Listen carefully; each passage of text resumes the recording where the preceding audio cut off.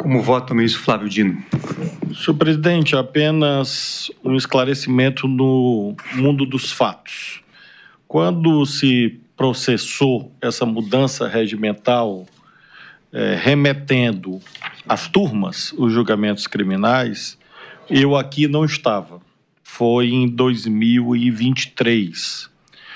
E a proposta do eminente presidente foi acompanhada pelos ministros Edson Fachin, Dias Toffoli, Gilmar Mendes, Cristiano Zanin, Alexandre de Moraes, Carmen Lúcia, Cássio Nunes Marques, André Mendonça. A única ressalva foi do ministro Luiz Fux. Ou seja, nesta cadeira existia uma possibilidade de uma vaga a ser provida por qualquer outro dos ilustres colegas da Corte. Então, não houve uma definição casuística quanto à primeira turma, tampouco da minha participação, até porque bastaria que um dos eminentes colegas da segunda turma tivesse pedido remoção, que eu aqui não estaria e não teria tido a oportunidade de aprender com os ilustres advogados, que os invejo na medida em que não tive ainda o privilégio de ocupar a tribuna do advogado do Supremo. O ainda fica por conta da minha natureza cristã. Acredito que depois dos 75 anos, Deus me dando vida, talvez estejamos juntos aqui.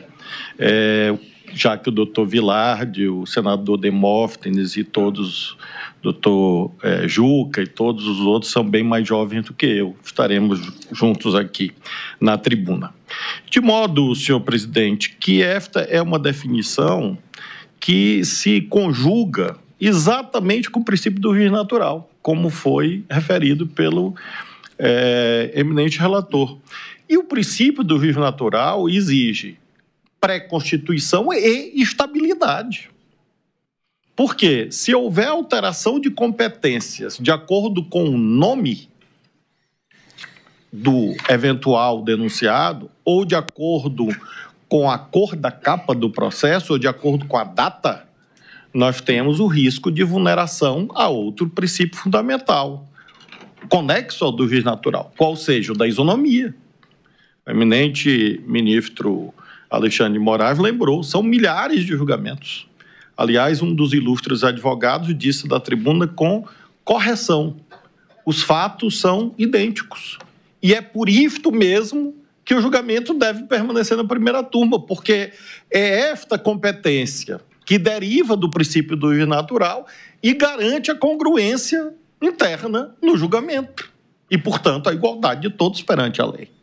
Então, diferente do que daqui da colar se argumenta, não apenas é o certo cumprir a emenda regimental de 2023. Além disso, seria errado nesse momento deslocamentos ad hoc, na medida em que a previsão regimental pode haver afetação ao plenário? Sim, desde que haja uma questão jurídica singular, relevante. Disso não se cuida.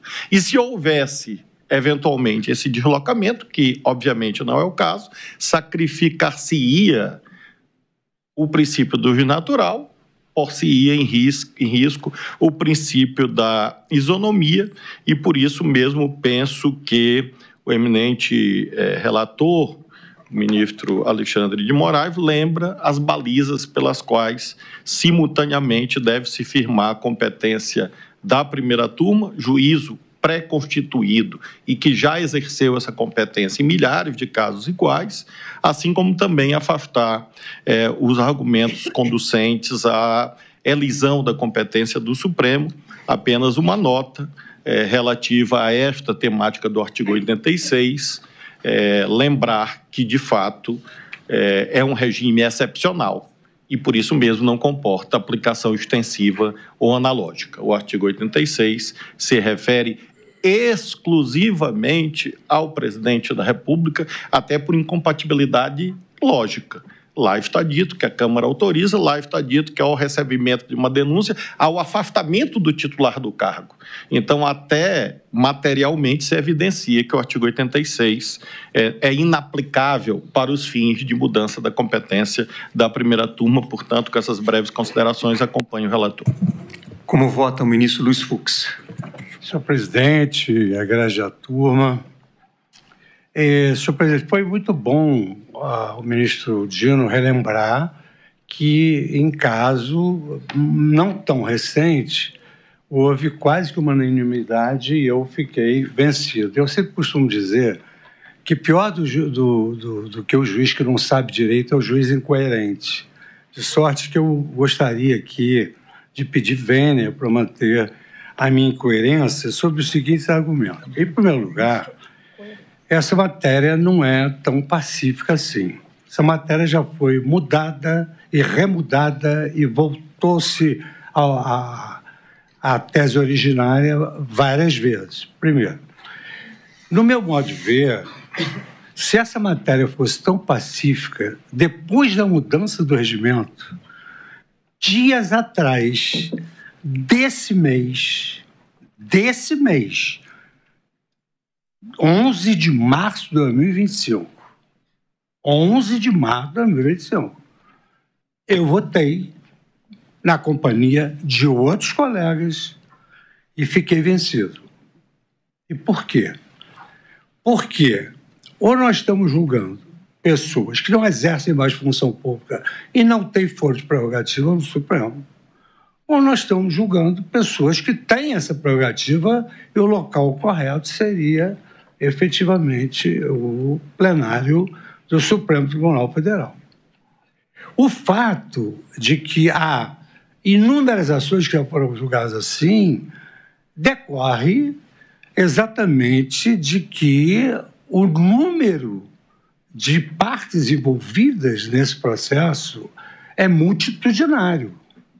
Mas, se nós formos analisar a história, desde a súmula 394, que dizia que não se poderia aplicar o foro por uma questão de isonomia, autoridades públicas.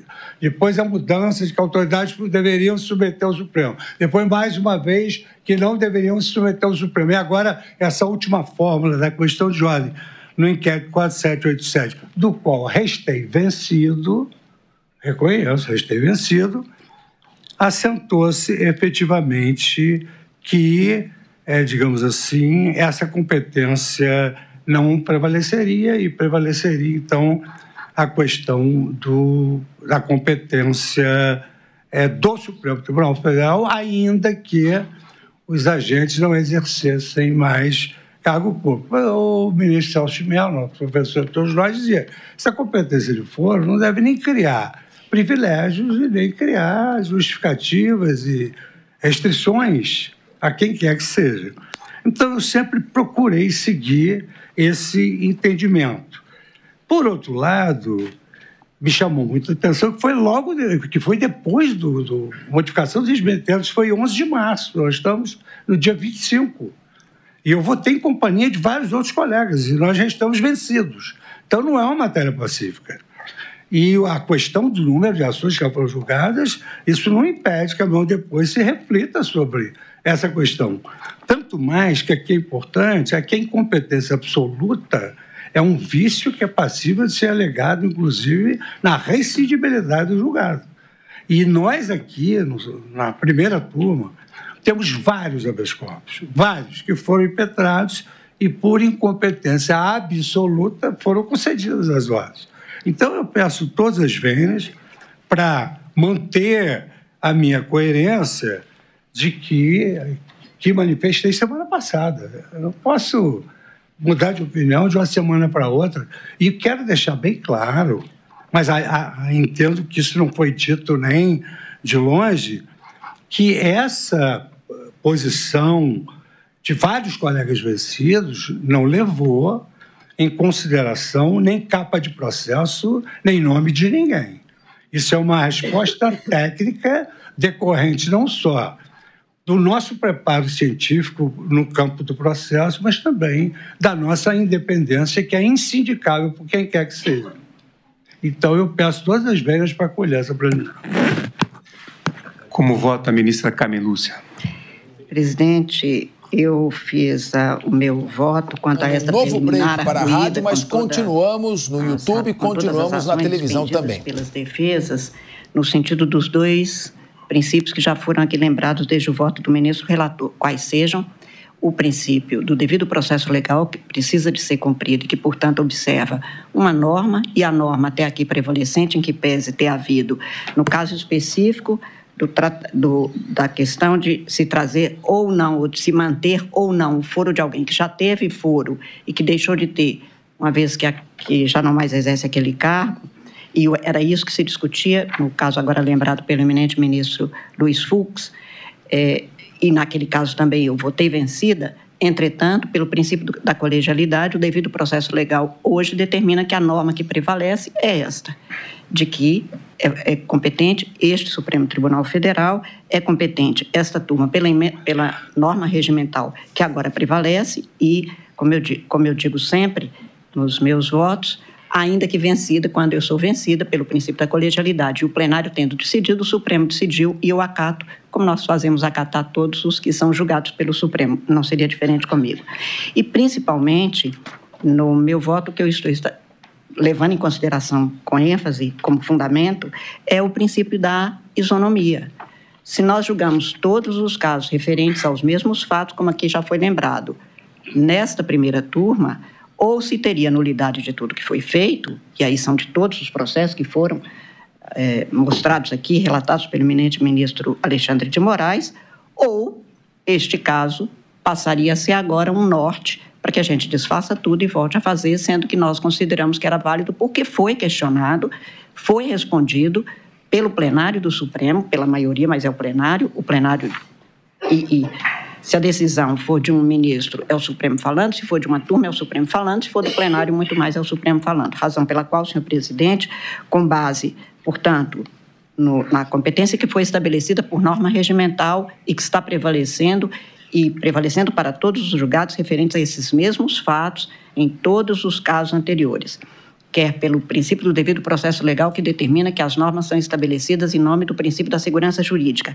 quer, especialmente, em nome do direito que todo mundo tem, todo jurisdicionado tem, de ser tratado igualmente a todos os outros, incluída aí a questão da competência do julgador, que é o princípio do juiz natural, eu estou votando no sentido de rejeitar essa preliminar, senhor presidente, com as vênias dos entendimentos contrários e com todos os argumentos que foram apresentados pelas nobres defesas. Também eu aqui pedindo vênia ao eminente ministro Luiz Fux, estou acompanhando o eminente relator pela rejeição dessa preliminar, diante dos inúmeros julgamentos que já ocorreram e nos quais eu me manifestei exatamente pela competência do Supremo Tribunal Federal e também da primeira turma, assim que houve a mudança regimental através da emenda regimental 58 de 2023. Então, mantenho também aqui a minha coerência, ministro Fux, pelos pronunciamentos anteriores em situações que envolviam exatamente atos relacionados ao dia 8 de janeiro, no sentido de reconhecer a competência do Supremo Tribunal Federal e, como eu disse, da primeira turma após a mudança regimental. Quanto à questão da suposta violação ao duplo grau de jurisdição, o eminente relator também já fez referência ao precedente, o RHC 79.785, da relatoria do ministro Sepúlveda Pertence, no qual se enfrentou essa questão e o Supremo assentou que a competência constitucional prevalece em relação a outras normas previstas em pactos internacionais.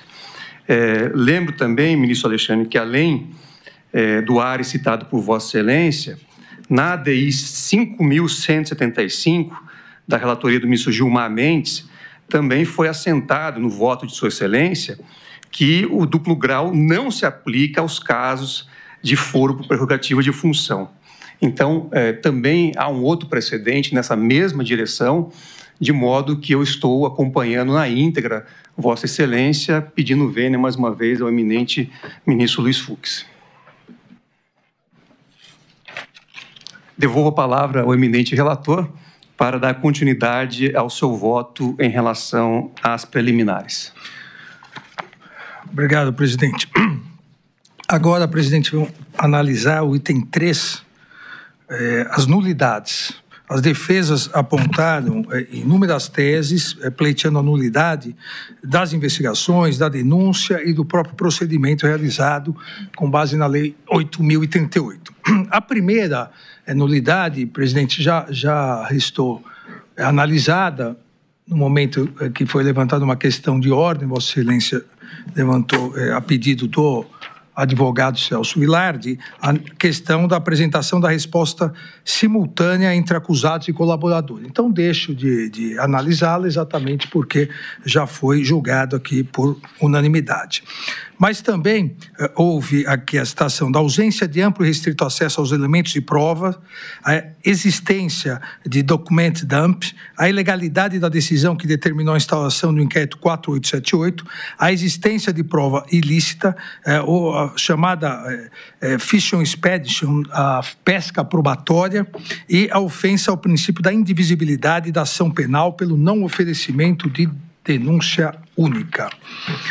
Aqui, presidente, é importante porque todas essas nulidades apontadas, elas se referem a um eventual ferimento ao princípio constitucional do devido processo legal. Nós sabemos que a Constituição de 1988, pela primeira vez também no direito constitucional brasileiro, incorporou o princípio do devido processo legal, que remonta à Magna Carta de 1215 na Inglaterra e tem como princípios corolários a ampla defesa e o contraditório. Então, houve uma inovação importantíssima em relação às nossas constituições anteriores, ao se referir expressamente ao devido processo legal, que isso salientado tanto pela acusação quanto pela defesa, uma proteção ao indivíduo, tanto no âmbito material, de proteção à sua liberdade, só com o devido processo legal pode vir a perder a sua liberdade, quanto do ponto de vista formal, vendo garantir a paridade total de armas, de provas de armas e depoimentos entre a acusação, o órgão acusador, Ministério Público e as defesas. E essa previsão, como sabemos, está no artigo 5º, inciso 55 da Constituição Federal. Aqui, presidente, eu começo, como já decidimos a questão da sequência, e já uma vez, como disse anteriormente, na questão de ordem, se a denúncia vier a ser recebida, como todas as demais, aí imediatamente o colaborador passa a ter a obrigatoriedade de falar antes de todas as defesas. Ministério Público, colaborador e, a partir daí, as defesas. Eu afasto, inicialmente, a alegação da defesa de Augusto Heleno Ribeiro Pereira sobre a impossibilidade de fatiamento da denúncia, o chamado por eles de fatiamento da denúncia no presente caso, por violação à indivisibilidade da ação penal e aos princípios constitucionais da ampla defesa e do contraditório. O doutor Matheus Milanês, que ascendeu à tribuna em sua sustentação oral, colocou, em que pese não ser previsto no Código de Processo Penal, o próprio advogado doutor Matheus Milanês colocou que não existe o princípio da indivisibilidade em relação às ações penais públicas. O princípio da indivisibilidade existe em relação à ação penal privada. O ofendido que queira processar via ação penal privada, oferecer uma queixa-crime em relação aos seus ofensores, ele não pode escolher os ofensores. Uma vez que todos os ofensores sejam identificados, ele tem que propor em relação a todos, para evitar exatamente que haja uma vingança privada ou até uma extorsão em relação a um ou a outro. Esse princípio da indivisibilidade não existe nas ações penais públicas, porque o que existe, com base no artigo 129, inciso 1º da Constituição, é a privatividade do Ministério Público no caso das ações penais públicas. O Ministério Público é o titular da ação penal. O Ministério Público é aquele que, analisando ou inquérito policial, ou peças de informação, ou mesmo os procedimentos de investigação criminal no âmbito do próprio Ministério Público, e verificando materialidade e indícios de autoria, ele é Ministério Público que decide a quem denunciar. Não é o Judiciário, não é a autoridade policial, não é o ofendido. Quem decide, quem tem a titularidade e que pela primeira vez foi consagrado no texto constitucional, em 1988, uma grande conquista do sistema acusatório, é o Ministério Público. E no presente caso, o Procurador-Geral, ele entendeu por bem, a partir de núcleos que teriam algo em comum, a partir de núcleos, ele ofereceu 5 denúncias. É importante ressaltar que não houve aqui, nem mesmo que se aplicasse o princípio da indivisibilidade, que não se aplica na ação penal pública, não houve aqui escolha de quem denunciar. O Procurador-Geral da República analisou, e na ótica de Sua Excelência, havendo materialidade comprovada, indícios de autoria, ele denunciou todos aqueles que ele entendeu presentes os requisitos do artigo 41 do Código de Processo Penal, mas ofereceu denúncias diversas porque cada um dos núcleos tinha peculiaridades diversas. Isso não impossibilita o contraditório, isso não impossibilita a ampla defesa. Se entendêssemos o contrário, essas 1.494 ações deveriam ter sido uma denúncia só. Porque é um crime multitudinário, que todos praticaram a tentativa de golpe de Estado, todos deveriam ser denunciados numa única peça, não é isso que a legislação prevê. Seja porque não se aplica o princípio da indivisibilidade, seja porque quem é o titular da ação penal é o Ministério Público e, no caso, atuando perante o Supremo Tribunal Federal, o procurador. Também, presidente, afasto e diria até tranquilizo Dr. Matheus Milanês, porque não haverá decisões contraditórias, uma vez que o órgão julgador é o mesmo. O fato de serem 5 núcleos, o fato de terem provas e fatos semelhantes e vários idênticos, isso não vai levar a decisões contraditórias, porque o órgão julgador é o mesmo. É a primeira turma que vai julgar os 5 núcleos. Vossa Excelência, inclusive, já agendou uma sequência de análise sobre o oferecimento das denúncias. Então, afasto essa alegação.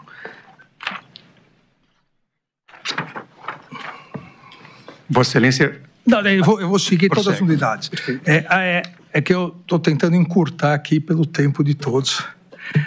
As defesas de Augusto Heleno Ribeiro Pereira, Jair Messias Bolsonaro, Paulo Sérgio Nogueira de Oliveira e Walter Souza Braga Neto também sustentaram a existência de cerceamento de defesa em virtude de não ter sido franqueado acesso às peças de informação referentes à investigação conduzida pela Polícia Federal. São as mesmas alegações que foram feitas antes dessa sessão e indeferidas por mim. E aqui, presidente, é importante salientar que o acusado se defende, e nós sabemos aqui a reiterada jurisprudência do Supremo Tribunal Federal e de todos os tribunais, o acusado se defende dos fatos imputados na denúncia. Dos fatos, das provas e dos documentos citados e encaminhados juntos com a denúncia. O doutor José Luiz, doutor Juca, ele salientou, e foi importante fazê-lo, que foi importante, doutor José Luiz, porque senão nós íamos perder aqui um tempão, porque eu tinha feito um tutorial que demonstrava que tudo que foi alegado aqui tudo está nos autos. O que está nos autos é possível encontrar. Só que isso ia demorar um tempinho, então eu me abstenho de colocar. O que o doutor Zé Oliveira e outros colocam, veja, é que a Polícia Federal está de posse de outros documentos que não foram juntados aos autos, não são de conhecimento também da Procuradoria-Geral de Justiça, não fizeram parte da denúncia, consequentemente, o que, e aqui é um chavão, mas é importante dizer, o que não está nos autos não está no mundo. A nossa súmula vinculante 14, ela garante todo o acesso à defesa de tudo que está documentado. Foi citado especialmente a questão do celular e de computadores apreendidos do denunciado Walter Souza Braga Neto no momento da sua prisão, no dia 14 de dezembro do ano passado. Veja, todos esses materiais foram apreendidos, isso está na Polícia Federal. Isso não foi utilizado pela acusação, a acusação não imputou nada em relação a isso. Quando os laudos ficarem prontos e foi juntado aos autos, aí sim, tanto a acusação quanto a defesa terão acesso integral. Integral, inclusive, há um pedido aqui, houve um pedido, mas não é o momento processual adequado, houve um pedido de uma das defesas para fazer um contralaudo, um laudo para testar ou não a veracidade. Não há nenhum problema em relação a isso. A partir, se for iniciada a ação penal, a partir do início da ação penal, tudo pode ser impugnado. Absolutamente tudo pode ser impugnado. A agenda é colocada, é citada, isso no caso do denunciado Augusto Helena Ribeiro Pereira, mas pode ter mais coisa na agenda.